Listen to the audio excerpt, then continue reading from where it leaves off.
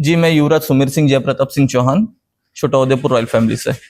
1484 के अंदर जब मोहम्मद बेगड़े ने शिकस्त दी थी पावागढ़ पे, तब फतेह रावल के जो सन थे उन्होंने मोहन माइग्रेट किया था।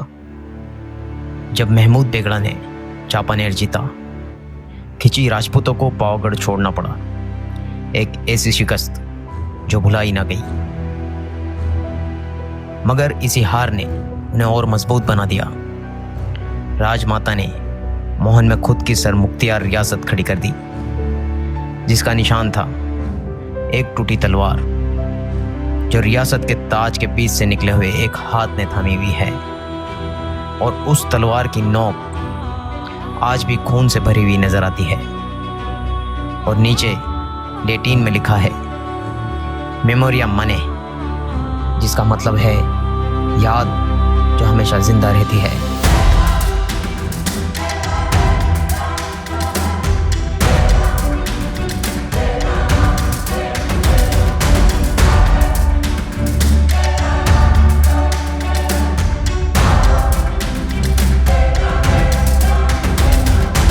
ये वो ज़मीन है जहाँ मेरे आबा अजदाद तुर्बत बलूचिस्तान से आकर बसे और हम यहाँ पिछले 5 नस्लों से आबाद हैं। ये तो मैं अपने ख़ानदान की बात कर रहा हूँ, लेकिन यहाँ इस पीछे मोहल्ले में जो मेरे रिश्तेदार रहते हैं वो और भी कदीमी ज़माने से यहाँ रहते हैं।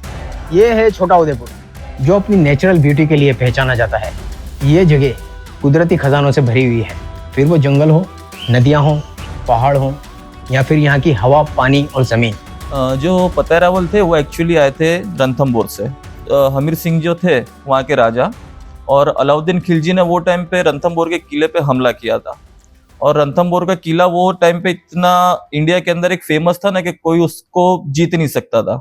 और अलाउद्दीन खिलजी ने वो टाइम पे उसको एक जुनून के अंदर के ये किले को मैं जीत सकता हूँ, उसने किले के ऊपर हमला किया था। और वो जो युद्ध चला था वो कम से कम मेरा मानना है 2 से 3 साल तक वो युद्ध चला था। और उसके अंदर जब फतेह रावल जब छोटे थे, बहुत 12-13 साल की उम्र होगी उनकी, और वहां से जब वो शिफ्ट हुए महारानी साहब के साथ पावागढ़ में, तो जो वनराज चावड़ा थे उन्होंने उनके जो मिनिस्टर थे चांपा, उनकी यादगिरी में चांपानेर फाउंड करके और चांपा के नाम पे चांपानेर का नाम रखा था। और उसके बाद फतेह रावल ने और उनकी फैमिली ने चांपानेर पे रूल किया, और अलोंग विद द पावागढ़ हिल पूरा एक टेरिटरी में आ चुका था। चांपानेर पे मोहम्मद बेगड़ा के अटैक के बाद खिची राजपूतों को चांपानेर छोड़ना पड़ा, जिसके बाद वो पंचमहाल के इन अंदरून इलाकों तक बढ़े और यहाँ अपना राज्य स्थापित किया। साल था 1484, जब मोहम्मद बेगड़ा ने चांपानेर पे चढ़ाई कर दी, उस किले को फतेह करके उसे गुजरात की राजधानी बनाई। इस जंग की वजह से खिची राजपूतों को चांपानेर छोड़ना पड़ा और वो गुजरात के ट्राइबल एरियाज की तरफ अपने कुंभे को लेकर चल पड़े। 1484 के अंदर जब मोहम्मद बेगड़े ने शिकस्त दी थी पावागढ़ पे, तब फतेह रावल के जो सन थे उन्होंने मोहन माइग्रेट किया था उनकी मदर के साथ। जो महारानी साहब थे वो उनके बच्चों को लेके, दो भाइयों को लेकर मोहन गए थे। वहां पे पहला किला स्थापित हुआ था। रावल उदय सिंह जी सबसे पहले मोहन नाम की एक जगह है जो ईस्टर्न गुजरात के बॉर्डर जोन अलीराजपुर के पास स्थित है, ठीक नर्मदा नदी के किनारे पे। वहां आकर आबाद हुए और मोहन को छोटा उदयपुर स्टेट का कैपिटल बनाया। जब राजमाता आ चुके थे मोहन में दोनों भाइयों को लेकर, और जो उदय सिंह थे और डूंगर सिंह थे, 2 भाई थे, और उन्होंने उनका पूरा जो बचपन से लेकर जवानी तक मोहन के किले में बिताया था। मोहन एक स्ट्रेटेजिकल लोकेशन था, नर्मदा पर विंटेज पॉइंट के साथ ट्रेड और डिफेंस के लिए क्रूशियल। मोहन शिफ्ट हुए थे ना, तो वहाँ के जो ट्राइबल्स थे आदिवासी, उन्होंने उनको राजमाता को सिस्टर बनाया था और उनको वहाँ पे मोहन के अंदर एक किला स्थापित करने का बताया कि आप यहाँ पर आपका किला स्थापित कीजिए और यहाँ पर हमारे पर आप रूल करिए। खिची चौहान राजपूत जो पृथ्वीराज चौहान के वंशज हैं, उन्होंने मोहन में अपना रूल एस्टेब्लिश किया। मोहन एक पुराना कैपिटल था छोटा उदयपुर स्टेट का, जहाँ से रावल राजा अपना राज्य चलाते थे। लेकिन जैसे जैसे टाइम बदलता गया, उन्होंने देखा कि मोहन में मॉडर्न डेवलपमेंट जैसे civic planning, administration, trade, connectivity के लिए स्पेस और रिसोर्सेज लिमिटेड हैं। रावल उदय सिंह जी ने यह डिसाइड किया कि एक नए प्लान सिटी की जरूरत है जहां से वो अपना राज्य और बेहतर तरीके से चला सके। जब महारानी का डेथ हुआ था राजमाता का। तो दोनों भाइयों ने एक निर्णय लिया कि जितनी भी अपना सीमा है उसको आगे बढ़ाया जाए, और दोनों भाई निकल गए मोहन को छोड़कर खुद का राज्य स्थापित करने। 1743 से लेकर 1813 तक मोहन स्टेट का कैपिटल रहा। मोहन कैपिटल तब तक था जब तक रावल उदय सिंह जी ने नए शहर की बुनियाद नहीं डाली। फिर रावल उदय सिंह जी की लाइनेज ने 1743 में ऑफिशियली छोटा उदेपुर स्टेट का फाउंडेशन किया। 18th सेंचुरी के आसपास ग्रेजुअली कैपिटल को मोहन से छोटा उदेपुर शिफ्ट किया गया। ये शिफ्ट सिर्फ जगह का नहीं था, ये एक विजन था। वो टाइम पे जब उदय सिंह छोटा उदेपुर की तरफ आए थे, तब वो उनकी एक सेना लेकर छोटा उदेपुर की जो औरसंग रिवर है उसके किनारे पर ठहरे हुए थे। तो उन्होंने आराम किया था औरसंग नदी के किनारे पर, और जब वहां पे आराम किया था तो उनको सपना आया था जागन्नाथ महादेव का, और सपने में महादेव ने उनको ऐसा बोला गया था कि यहाँ पर मेरा शिवलिंग नीचे है गड़ा हुआ तेरा माथे के नीचे, यहाँ से मेरे को तू निकाल और तेरा जो भी है तेरा राज्य यहीं पर स्थापित कर। उन्होंने सैनिकों को खुदाई के काम पर लगा दिया था, और जब खुदाई की गई तो वहां से साक्षात शिवलिंग प्रकट हुआ था। और जब शिवलिंग प्रकट हुआ था तो वहां पे उन्होंने जागन्नाथ महादेव का मंदिर स्थापित किया, और वो मंदिर की स्थापना करके और वो नदी के जो किनारा था उसके सामने छोटा उदेपुर की जो जमीनें थी वहां पर उनकी नजर पड़ी, और वहां पे उन्होंने पहली ईंट का निर्माण किया था, और वहां से छोटा उदेपुर का राज्य चालू हुआ था। और इस तरह से मॉडर्नाइजेशन की शुरुआत हुई। छोटा उदेपुर एक ऐसा टाउन है जिसे पूरी प्लानिंग के साथ बनाया गया था। छोटा उदेपुर एक ऐसी जगह हुआ करती थी जो गुजरात और एमपी की बॉर्डर पे बसा एक ऐसा जंगल जहां भील प्रजाति का बहुत दबदबा हुआ करता था, बल्कि आज भी है। फतेह सिंह जी महाराज जो थे ना, उन्होंने छोटा उदेपुर को बहुत ही प्लानिंग से बसाया था। नया कैपिटल बनाया गया प्रॉपर अर्बन लेआउट के साथ, और उसके बाद वहाँ पे किला बनाया गया, मंदिर की स्थापना हो गई।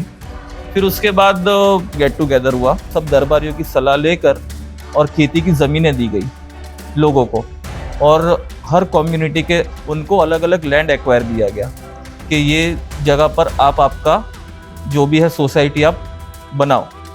फिर साल आता है 1857 का। ये वो वक्त था जब तात्या टोपे ने सेंट्रल इंडिया मूवमेंट के चलते अंग्रेजों के खिलाफ अपना पूरा कैंपेन शुरू कर दिया था। ये वही कैंपेन था जो आखिरी मुगल बादशाह बहादुर शाह जफर की क़ियादत में किया गया था। 1857 की बगावत के बाद तात्या टोपे ने झांसी की रानी के साथ मिलकर ग्वालियर और झांसी दोनों लिबरेट किए। लेकिन 1858 के बाद जब ग्वालियर वापस ब्रिटिशर्स के हाथ में आया तो उन्होंने बुंदेलखंड और चंबल के जंगलात में गोरिल्ला वॉरफेयर शुरू किया, जिसमें नर्मदा और सराउंडिंग एरियाज भी शामिल थे। जब टोपे जनरल जॉन मिशेल के दबाव के चलते पीछे हट रहे थे, तब उनका गुजर बुंदेल्स के जंगलों से हुआ, जिसमें छोटा उदेपुर भी शामिल था। यहाँ के डेंस जंगल, राविन्स और river valleys strategic hide out बन गए। हिस्टोरिकल सोर्सेज के मुताबिक टोपे के गुरिल्ला फोर्सेस यहाँ से दुश्मन पे स्ट्राइक करते थे, फिर इन जंगलों में छिप जाते थे। लेकिन जंग का मैदान कौन सा था इसके बारे में पक्की मालूमात नहीं है, मगर यहाँ के लोकल लोगों के मुताबिक ये जो तालाब है यही उस जंग का मैदान बना था, और ये रीजन जंग में टोपे के लिए कई दिनों तक सेफ जोन बना रहा। हालांकि टोपे को इस सेंट्रल इंडिया की बगावत में ज्यादातर मार्कों पर हार का ही सामना करना पड़ा, लेकिन उस वक्त के छोटा उदेपुर के राजा टोपे के पूरे सपोर्ट में थे, और उन्होंने अपनी फौज के जरिए टोपे के लिए पूरी मदद की। टोपे और राव साहब ने यह डिसाइड किया कि दोनों अपनी फौजों की सालारी करते हुए अलग अलग मार्कों की तरफ बढ़ेंगे, जिसके चलते टोपे अपनी फौज को लेकर चांदेरी की तरफ आगे बढ़े, और राव साहब अपनी फौज को लेकर झांसी की तरफ झांसी की रानी लक्ष्मीबाई की जंग में उन्हें सपोर्ट करने के लिए आगे बढ़े।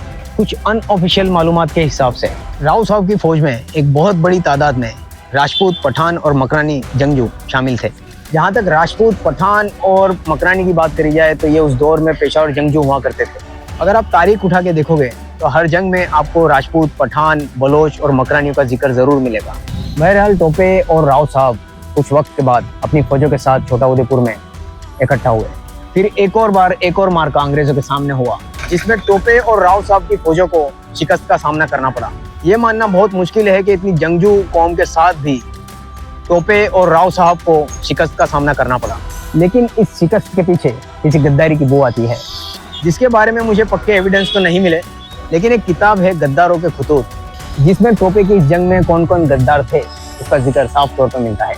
बहरहाल टोपे और राव साहब की इस शिकस्त के बाद भी दोनों ने अंग्रेजों के खिलाफ अपनी मुखालिफत को जारी रखी और इसके तहत जयपुर में एक और मार्का होता है और वहाँ भी टोपे शिकस्त खाते हैं। आखिरकार टोपे को फांसी की सजा सुनाई जाती है, लेकिन टोपे सजा से पहले ही जेल से भाग निकलते हैं। जहाँ तक तात्या टोपे की इस कहानी की बात है तो उसमें कॉन्ट्राडिक्शन आता है और वो कॉन्ट्राडिक्शन ये आता है कि तात्या टोपे जब छोटा उदेपुर के जंगलातों की तरफ बढ़े और राव साहब की रियासत में एंटर हुए तो राव साहब से वो मिले, तो राव साहब से उन्होंने ये कहा कि उनकी फौज जो है वो उनके लीडरशिप के अंदर अंग्रेजों के सामने लड़ने के लिए उनको फौज दें, ताकि मैं उस फौज को अंग्रेजों के खिलाफ लड़ने में इस्तेमाल कर सकूं और आप भी इस जंग में शामिल हो जाइए और लीडरशिप जो है मेरी रहेगी, यानी कि तात्या टोपे की रहेगी। लेकिन राव साहब कभी भी इस तरह का सौदा नहीं करते थे, अपनी फौज किसी और की जंग में जो है नहीं झोंकते थे या किसी और की लीडरशिप में लड़ने के लिए अपनी फौज को नहीं भेजते थे। राव साहब इस तरह की किसी भी कंडीशन में अपने आप को नहीं रखते थे। राव साहब को किसी और की लीडरशिप में लड़ने की कोई जरूरत नहीं थी, वो बिल्कुल भी ये नहीं चाहते थे कि वो तात्या टोपे की लीडरशिप में ये जंग करे। तो राव साहब ने इसके लिए बिल्कुल ही मना कर दिया और फिर हुआ ये कि इस तरह से मना करने से तात्या टोपे काफ़ी बुरा मान गए और उनको प्रेशराइज करने की कोशिश की राव साहब को, लेकिन वो प्रेशराइज नहीं हुए। जहाँ तक मैं छोटा उदेपुर की बात करूँ तो छोटा उदेपुर की जो रियासत थी जब से मोहन से वो बनी थी तो वो सर मुख्तियार रियासत थी, वो किसी के अंडर में नहीं चली कभी भी। तो अभी भी राव साहब जो है तात्या टोपे की लीडरशिप को एक्सेप्ट नहीं करना चाहते थे, ना ही ये जंग उनकी लीडरशिप में जो है करना चाहते थे। तो इस बात पे दोनों के बीच में जो है एक अनबन हुई और एक बैटल हुई। वो बैटल मेरा ख्याल है एक अंदाजे से मैं आपको बता सकता हूँ कि इसी जो छोटा उदेपुर का जो तालाब है वहीं पे हुई, जहाँ पे मकरानी मोहल्ला है और आगे पठानों के जो घर हैं वो सब जो है खेमागाह थी, वहाँ पे खेमे लगे थे उनके सबके, क्योंकि वो फौजी थे और वहीं पे वो जंग हुई। और आज भी अगर मैं उस जंग की बात करूं तो उसके कुछ एविडेंस जो है वो पीछे की जो पहाड़ी है जिसको वागस्थल बोला जाता है उस पे आज भी तोप के गोले के निशान आप देख सकते हैं। राव साहब ने किसी भी चीज़ पे कॉम्प्रोमाइज़ नहीं किया, किसी भी कंडीशन पे तात्या टोपे की किसी भी कंडीशन पे या किसी भी दूसरी बात पे एग्री नहीं किया। तो आखिरकार हुआ ये कि तात्या टोपे को वहाँ से चले जाना पड़ा। और बाकी आगे क्या हुआ, राव साहब ने अंग्रेज़ों के सामने लड़े या नहीं लड़े इसका कोई क्लेरिफिकेशन नहीं मिलता। ये जो कुछ भी मैं आपको बता रहा हूँ इसका भी कोई डॉक्यूमेंटेशन या कोई प्रूफ रीडिंग मेरे पास नहीं है। जहाँ से मुझे कुछ जानने मिला तो वो राजमहल से ही, छोटा उदेपुर के राजमहल से ही मुझे ये सब जानने मिला जो मैं आपके साथ शेयर कर रहा हूँ। और इसको क्लियरिफाई करना बहुत ज़रूरी था क्योंकि राव साहब अंग्रेज़ों के खिलाफ तो थे, लेकिन तात्या टोपे की लीडरशिप में अपने आप को जो है इस जंग में झोंकना नहीं चाहते थे, ना ही वो किसी और की लीडरशिप चाहते थे। वो जंग अगर करते भी अंग्रेज़ों के सामने तो खुद की लीडरशिप में करते। तो ये पूरी स्टोरी है। अगर मेरे पास कुछ प्रूफ रीडिंग्स आते हैं तो मैं एक शॉर्ट या रील बना के आपके सामने वो रख दूंगा। ब्रिटिश एरा में छोटा उदेपुर को फर्स्ट क्लास सैल्यूट स्टेट का स्टेटस मिला। एडमिनिस्ट्रेटिव ऑफिसेस, पब्लिक बिल्डिंग, बाजार, गार्डन्स और एजुकेशन सिस्टम्स भी यहाँ एस्टेब्लिश होने लगे। वो टाइम पे स्कूल, कॉलेजेस और एजुकेशन इंस्टीट्यूट और जो भी फैसिलिटीज़ वो टाइम पे प्रोवाइड हो सकती थी, वो टाइम पे जो फतेह सिंह महाराज थे उन्होंने वो टाइम पे छोटा उदेपुर के अंदर एक एजुकेशनल इंस्टीट्यूट्स लाकर वो टाइम पे छोटा उदेपुर के अंदर एक पब्लिक के अंदर अवेयरनेस लाई। ब्रिटिश एरा के टाइम पे फतेह सिंह थे, नटवर सिंह जी थे, उन्होंने उनके हिसाब से पूरा छोटा उदेपुर को डेवलप किया। और डेवलपमेंट ऐसा नहीं कि ब्रिटिश के अंडर में किया, खुद ने खुद के हिसाब से पूरा डेवलप किया। और आज भी इसके जितने भी प्रूफ है, वो इमारतें हैं, जितने भी गवर्नमेंट्स ऑफिसेज है और वो टाइम पे पोस्ट ऑफिस है, लाइब्रेरी है, कोर्ट्स है और जितना भी जो सरकारी कचहरी बोलते थे वो टाइम पे उनके द्वारा वो टाइम पे स्थापित किया गया था। और छोटा उदेपुर का डेवलप वहां से प्रॉपर वे में चालू हुआ था। उनके खुद के फंड से उन्होंने पूरा एस्टेब्लिश किया और प्रजा के हित में एक राजा को जो उनका एक योगदान देना चाहिए ना, वो उन्होंने पूरा दिया। मोहन से छोटा उदेपुर का शिफ्ट एक विजनरी मूव था जिसने स्टेट को एक प्रोग्रेसिव और मॉडर्न डायरेक्शन में ले गया। इंडिया की आज़ादी के बाद छोटाउदेपुर 10 मार्च 1948 को यूनियन ऑफ इंडिया का हिस्सा बना। लास्ट जो मेरे दादा थे वीरेंद्र सिंह जी चौहान, उन्होंने 8 से 10 साल की एज में उनको महाराजा का टाइटल मिल गया था और उन्होंने 1947 से लेकर 1948 तक 1 साल रूल किया था और he was the youngest Maharawal of India to rule the Chhota Udaipur. He was the last. अब तक छोटाउदेपुर की हिस्ट्री में 12 राजा रह चुके हैं। ब्रिटिश गवर्नमेंट चला गया और अपना गवर्नमेंट इंडिया का यूनियन वो बना और वो टाइम पे मर्जर एग्रीमेंट हुआ और जो छोटाउदेपुर स्टेट था, इंडियन कॉन्स्टिट्यूशन के अंदर मर्जर एग्रीमेंट हुआ स्टेट्स का और एक अखंड भारत बनाने के लिए उन्होंने उनका योगदान दिया था। 27 जून 2005 से H.H. महारावल श्री जयप्रताप सिंह जी साहेब छोटाउदेपुर के महारावल हैं। मेरे दादा जब ऑफ हो गए और उसके बाद मेरे जो फादर है महाराजा जयप्रताप सिंह जी, वो अभी प्रेजेंट रूलर ऑफ छोटाउदेपुर है। तो ये है ऑफिशियल हिस्टोरिकल कहानी छोटाउदेपुर की। अगर आपको मेरी ये कोशिश पसंद आई हो तो वीडियो को लाइक, शेयर और एपिक रूट्स विद आसिम को सब्सक्राइब जरूर करें।